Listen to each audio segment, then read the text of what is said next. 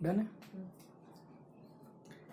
चलिए, तो आज अपना टारगेट पावर फ्लो डायग्राम है और किसका, 3 फेज की इंडक्शन मोटर का। ये आज हमारा मतलब टारगेट है, power flow diagram of 3 phase induction motor. तो अगर हम बात करें पावर फ्लो डायग्राम, तो देखो ये डायग्राम इनका कोई मतलब नहीं है, फ्लो का भी कोई मतलब नहीं है, केवल हम किस पर फोकस करेंगे, पावर पर। तो देखिए, सबसे पहले हमारी इंडक्शन मोटर में स्टेटर होता है। सबसे पहले 3 फेज इंडक्शन मोटर में क्या होता है, स्टेटर। स्टेटर में भी क्या होता है, वाइंडिंग, यानी कि स्टेटर है और स्टेटर की भी क्या होती है, वाइंडिंग। और स्टेटर की जो वाइंडिंग है इसे हम क्या कहते हैं, प्राइमरी वाइंडिंग। और ये कितने फेज की होती है, 3 फेज की। ये हमारी एकदम बढ़िया प्राइमरी वाइंडिंग हो गई। ये एकदम बढ़िया हमारी प्राइमरी वाइंडिंग हो गई। ये एकदम बढ़िया हमारी प्राइमरी वाइंडिंग हो गई। ये जो प्राइमरी वाइंडिंग है ये बनी होती है कॉपर की। वेरी वेरी इंपॉर्टेंट है, ये बनी होती है कॉपर की। तो इसके अंदर क्या होता है, कॉपर लॉस। इसके अंदर कॉपर लॉस होता है। और ये जो कॉपर लॉस है ना, ये ही पावर लॉस है। और ये जो कॉपर लॉस है लगभग 3.5% होता है। ये हमारा 3.5% होता है। तो क्या प्रोग्राम है, इंडक्शन मोटर, मोटर में स्टेटर, स्टेटर के अंदर वाइंडिंग, क्या नाम है उसका, प्राइमरी वाइंडिंग। कितने फेज की है, 3 फेज की। ये वाइंडिंग बनी किसकी है, कॉपर की। तो इसमें होने वाला लॉस कौन सा लॉस है, कॉपर लॉस। और कितना होता है, 3.5%। कॉपर लॉस का फॉर्मूला क्या है, I²R। और 3 फेज है तो इसलिए क्या हो जाएगा, 3I²R।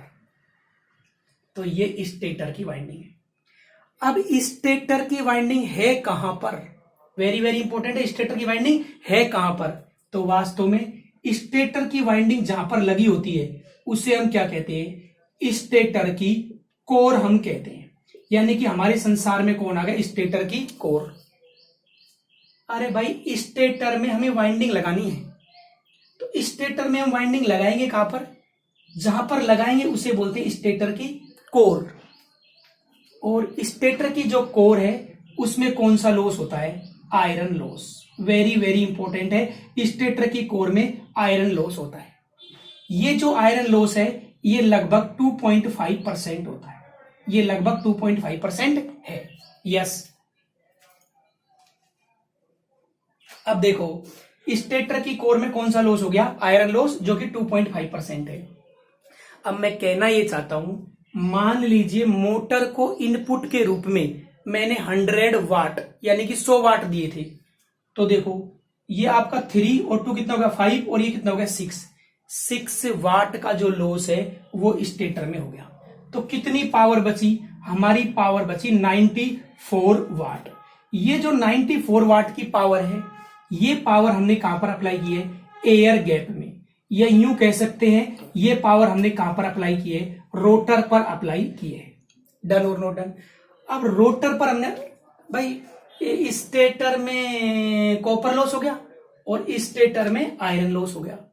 उसके बाद 94 वाट हमने किसको दे दिया है, रोटर को।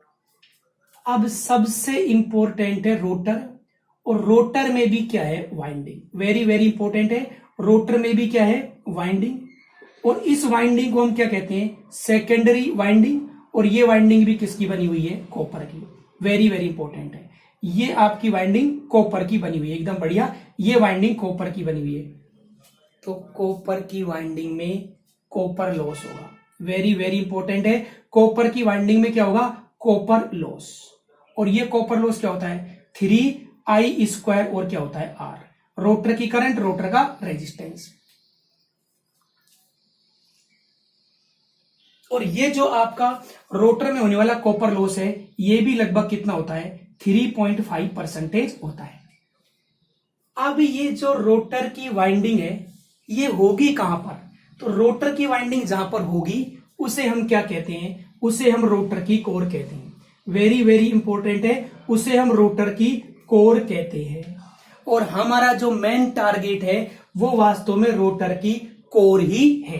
तो देखो ये हमने मान लिया कि ये हमारी रोटर की कोर है। अब ये कोर है, इसके अंदर वास्तव में क्या है, सिलोट है, इसके अंदर वास्तव में सिलोट है, इसे हम रोटर की कोर कहते हैं।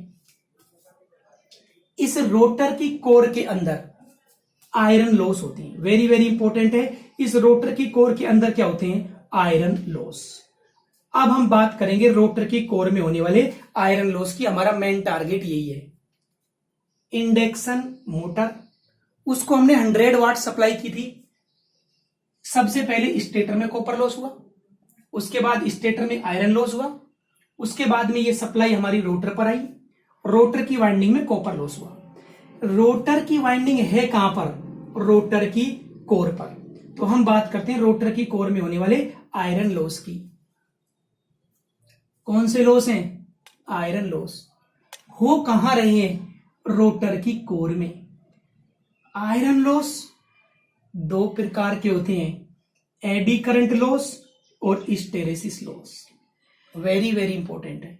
एडी करंट लॉस प्रोपोर्शनल होता है किसके, एफ स्क्वायर के, और हिस्टेरेसिस लॉस किसके प्रोपोर्शनल होता है, फ्रीक्वेंसी के। अरे भाई ये रोटर की कोर है जिस पर वाइंडिंग है, रोटर की कोर में कौन से लॉस होते हैं, आयरन लॉस होते हैं। और आयरन लॉस दो प्रकार के होते हैं, एडी करंट और हिस्टेरेसिस। एडी करंट प्रोपोर्शनल होता है एफ स्क्वायर और हिस्टेरेसिस प्रोपोर्शनल होता है एफ के। ये रोटर है ना, रोटर, ये जो रोटर की फ्रीक्वेंसी है ये वेरी लो होती है। मतलब ये जो रोटर है और रोटर की जो फ्रीक्वेंसी है वो बहुत ही कम होती है। तुम्हें तो पता ही है कि रोटर की जो फ्रीक्वेंसी है वो होती है एस और एफ। अगर स्लिप का मान 0.04 है और सप्लाई फ्रीक्वेंसी 50 हर्ट्ज है तो रोटर की फ्रीक्वेंसी 2 हर्ट्ज होगी। मतलब रोटर की फ्रीक्वेंसी है ना वो बहुत ही क्या होती है, कम। फ्रीक्वेंसी कम है तो एडी करंट और हिस्टेरेसिस लॉस भी क्या होगा, कम। और एडी करंट और हिस्टेरेसिस लॉस कम तो आयरन लॉस भी क्या होगा, कम। तो आयरन लॉस इतना कम होता है कि हम इसे क्या कर सकते हैं, जीरो मान सकते हैं, हम इसे नेग्लेक्ट कर सकते हैं। यही मेरा टारगेट है। क्या है ये, मेरा टारगेट ये है रोटर की कोर। अरे भाई कोर वही है जिस पर वाइंडिंग होती है। रोटर की कोर में कौन सा loss, iron loss. Iron loss कितने प्रकार के, दो, एडी करंट और हिस्टेरेसिस। एडी करंट किसके प्रोपोर्शनल, फ्रीक्वेंसी के स्क्वायर के, हिस्टेरेसिस फ्रीक्वेंसी के। लेकिन हम कह रहे हैं रोटर की जो फ्रीक्वेंसी है ना वो तो कम होती है, इसलिए एडी करंट भी कम और हिस्टेरेसिस भी कम। तो भाई साहब आयरन लॉस भी क्या होता है, कम। तो आयरन लॉस को हम क्या कर सकते हैं, नेग्लेक्ट कर सकते हैं। वेरी वेरी इंपॉर्टेंट है। अब देखिए ये हमने बताया मतलब आपका आयरन लॉस, कि आयरन लॉस रोटर की कोर का मतलब नेग्लेक्टेड। चलिए अब चलते हैं हम इस दुनिया में आगे। अब देखो तो हम ये कह सकते हैं कि ये हमारा कितना हो गया, मतलब 94 और 94। अब आपको पता है 94 में से अगर 3 जाएगा तो 91 और 91 में से अगर 0.5 जाएगा तो ये आपका कितना हो गया, 90.5 वाट। अब सबसे इंपॉर्टेंट आपको पता है जब रोटर घूमता है, जब एकदम बढ़िया रोटर घूमता है तो रोटर के घूमने के कारण मैकेनिकल लॉस होता है। वेरी वेरी इंपॉर्टेंट है। आपका कौन सा लॉस होगा, मैकेनिकल लॉस। और मैकेनिकल लॉस कौन कौन से हैं, वेरी वेरी इंपॉर्टेंट है। एक तो है विंडेज लॉस और दूसरा कौन सा है, fraction loss. Very very important है विंडेज और फ्रैक्शन लॉस। ये जो विंडेज और फ्रैक्शन लॉस है लगभग कितना परसेंटेज होता है, 2%। तो हमें जो इंडक्शन मोटर से फाइनल पावर मिलती है अगर इसमें से और 2 माइनस कर दे तो कितना हो जाएगा, 88.5 वाट। 88.5 वाट ये हमारा एक्चुअल में मैकेनिकल पावर आउटपुट है। अच्छा अब थोड़ा सा एक बार देख लें। देखो यहां लिखा हुआ है स्टडी विद फीलिंग, फील करें कि क्या हो रहा है। कॉपर लॉस, फिर आयरन लॉस दोनों स्टेटर में, हाँ, फिर रोटर की वाइंडिंग उसमें भी कॉपर लॉस, लेकिन रोटर में कोर लॉस नहीं हो रहा। उसके बाद घूमने के कारण मैकेनिकल लॉस, विंडेज और फ्रैक्शन जो 2% है तो 88 पॉइंट कितना हो गया, 5। यस और नोट यस। अब देखो जो इंडक्शन मोटर है तो ट्रांसफार्मर ही है, लेकिन डिफरेंस किसका है, मैकेनिकल लॉस का। क्योंकि इंडक्शन मोटर में रोटेटिंग पार्ट होता है जबकि ट्रांसफॉर्मर में नहीं होता। तो अब हम इसकी बात करेंगे, इसकी कंक्लूजन, और इसको नट सेल में हम लिखेंगे। चलिए, तो ये हमारा कंक्लूजन या नट सेल है। क्या हम कहना चाहते हैं, ये हमारा स्टेटर और उस पर हमने 100 वाट अप्लाई की, तो इस स्टेटर में वाइंडिंग होगी, वो बनी होगी कॉपर की, तो उसके अंदर कॉपर लॉस कितना, लगभग 3.5%। ये जेबी गुप्ता में लिखा हुआ है।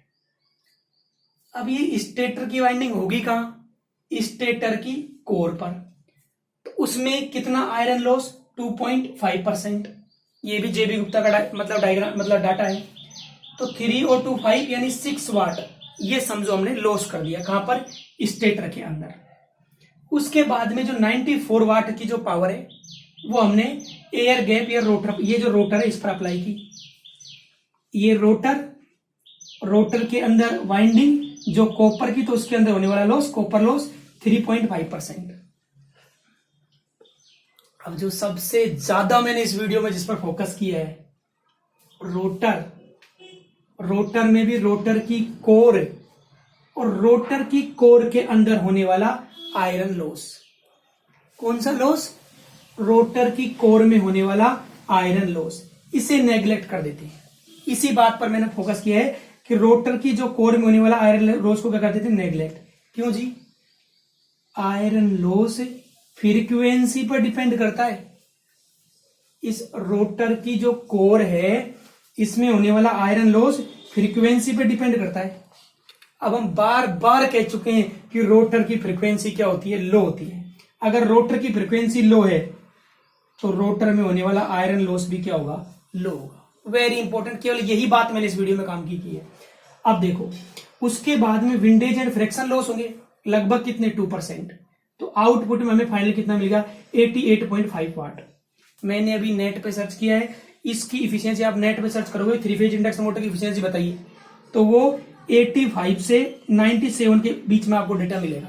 लेकिन आपको आंसर हमें ऑप्शन के हिसाब देना होता है, आप इसको 80 प्लस ही मानकर चले, क्योंकि 85 से 97 ये दे रखा है नेट पर। एडी करंट लॉस फ्रीक्वेंसी के स्क्वायर के प्रोपोर्शनल, और फ्रीक्वेंसी एन स्क्वायर की। आपको पता है फ्रीक्वेंसी और स्पीड डायरेक्ट प्रोपोर्शनल होते हैं। या एफ आपको पता है स्टेरिस फ्रीक्वेंसी प्रोपोर्शनल है, तो आपका पता है फ्रीक्वेंसी स्पीड के प्रोपोर्शनल।